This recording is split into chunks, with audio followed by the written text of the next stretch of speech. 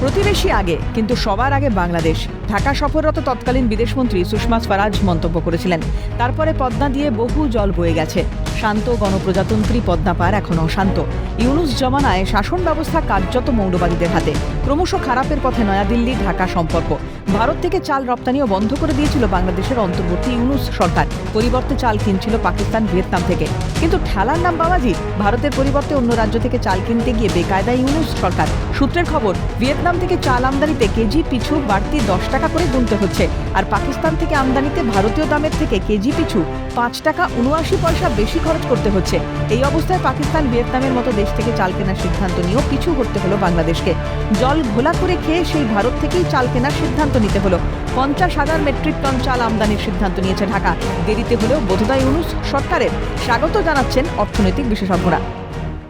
এবং এখন তারা বুঝতে পারছে যে অন্যান্য জায়গা থেকে তারা যে চাল কিনেছে হয়তো তার কোয়ালিটিও সেরকম নয়, প্লাস যথেষ্ট নয় যোগানটা।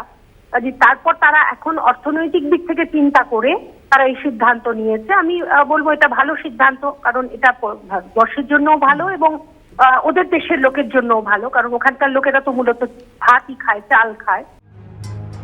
তবে এখানেই শেষ নয়। বাংলাদেশ জুড়ে তীব্র ভারত ক্ষোভের মধ্যেই উল্টো সুর অন্তর্বর্তী ইউনূস সরকারের অর্থ উপদেষ্টার গলায়। বাংলাদেশের রাজনীতিতে ভারতের হস্তক্ষেপের অভিযোগ নস্যাৎ করে দিয়ে সালেহুদ্দিন আহমেদের মন্তব্য, বাংলাদেশের রাজনীতিতে ভারত একেবারে হস্তক্ষেপ করে না। হয়তো ভারত বাংলাদেশ নিয়ে কিছু কিছু বক্তব্য রাখা হয়, বাংলাদেশও সেটি রাখে। ভারত বড় প্রতিবেশী, ভুটান ও নেপালের সঙ্গে আমাদের ভালো সম্পর্ক। পাকিস্তান ধীরে ধীরে সম্পর্ক তৈরি করছে। আমরা শুধু বাংলাদেশ নিয়ে তো থাকতে পারবো না। অর্থনীতি থেকে স্বাস্থ্য, সব ব্যাপারেই ভারতকে সবচেয়ে বেশি পাই আমরা। বস্তুত নয়াদিল্লির বিরুদ্ধে দাদাগিরির অভিযোগে দীর্ঘদিন ধরেই সরব ঢাকা।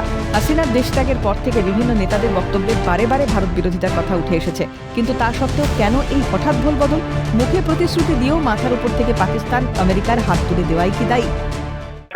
এই পাকিস্তানের এবং মার্কিন যুক্তরাষ্ট্রের ফলস প্রমিস আর ফেক যে ফ্রেন্ডশিপ, একটা নতুন বন্ধুত্ব, একটা ফেক বন্ধুত্ব যে গড়ে উঠেছিল, এটা ইতিমধ্যে আস্তে আস্তে কাটতে শুরু করে দেবে। এটা শুধু সময়ের অপেক্ষা, এটা জাস্ট সময়ের অপেক্ষা। উপদেষ্টাদের মনে হতে শুরু করেছে ভারতবর্ষ অর্থনৈতিকভাবে আমাদের বিরাট বড় বন্ধু।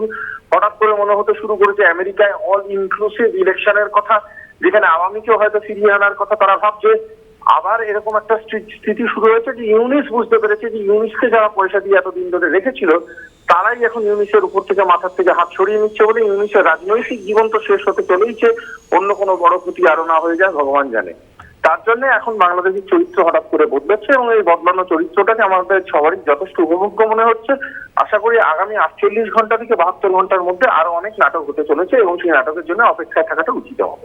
উল্লেখ্য, ইন্দো বাংলাদেশ সম্পর্কের ক্রমাগত অবনতির পরিস্থিতিতে দীর্ঘ সহযোগী মস্কোকে কাজে লাগিয়ে রাজনীতির আড়াই চালে চাল নয়াদিল্লির। দুই দেশের পরিস্থিতিকে উদ্বেগজনক বর্ণনা করে মস্কো, সেই সঙ্গে উত্তেজনা প্রশমিত করে পরিস্থিতি স্বাভাবিক করার বার্তা দেয়। তারপরেই অবস্থানগত উলটপুরাণ ঢাকার। প্রয়োজন বুঝেই ভারতের হাত ধরা বাংলাদেশের, তার বলার অপেক্ষা রাখে না। ক্যালকাটা নিউজ।